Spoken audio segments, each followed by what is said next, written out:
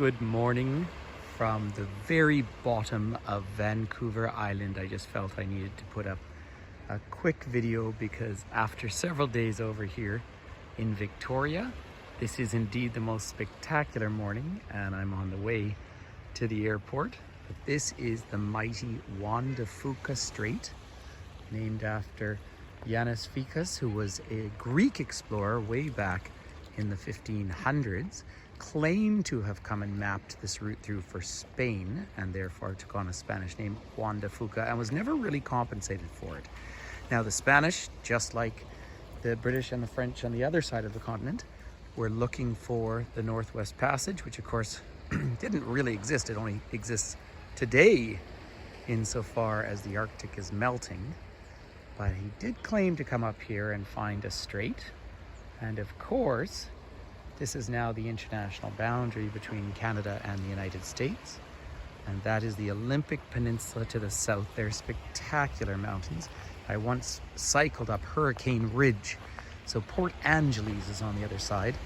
But those mountains play an integral role in the wonderful climate that Victoria, British Columbia has, simply because the clouds, which you can see over there, tend to get pulled up into the high peaks. That's true of the mountains north in Vancouver Island as well.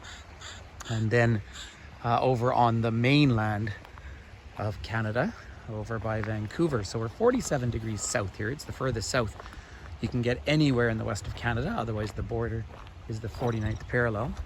But it's just such a spectacular morning that I felt the need to share it out here. Lots of seabirds out there. It's wonderful to see the kelp beds as well. That is one of the many potential solutions to sink carbon. It's obviously not a panacea, but it would help in terms of healthy oceans and a healthy environment. This is an important shipping route as well, because really as you go north on the island, and the island of Vancouver Island is huge and long. For example, leaving from Victoria here, Beacon Hill Park, the famous park, is just up behind me. But from here it can take 7 hours to drive north up to Port Hardy, and that's not even the top of the island at that point. So from here I'm going to drive around the coast just for fun and head up through fancy Oak Bay and by the university, and then out to the Victoria's lovely little airport, flying over to Vancouver, and then home to the Canadian Rockies. There's a float plane. It's just taken off. That's a very, very civilized way to fly between Victoria and Vancouver.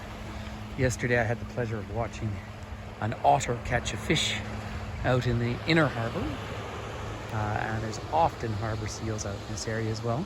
But the driftwood is almost made for artists down here. And someone asked me if these are sea snakes down there, and they are not. Indeed, it's all part of the great kelp fields. And full of rock cod. The salmon are running this time of year. I saw a few salmon in a river yesterday, just about 20 kilometers north of Victoria. But it's just so lovely to look across at those snow-capped peaks of the Olympic Mountains.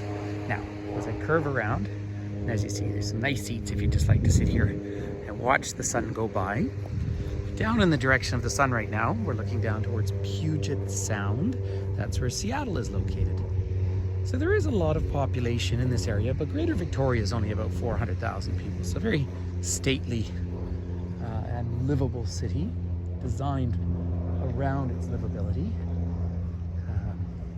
Now the islands are shared. I look out towards the San Juan Islands in the distance, and famous for whale watching. Now particularly orcas, which are technically not whales, but nevertheless killer whales they are known as. You also get humpbacks and gray whales through here, and another odd variety of whales as well.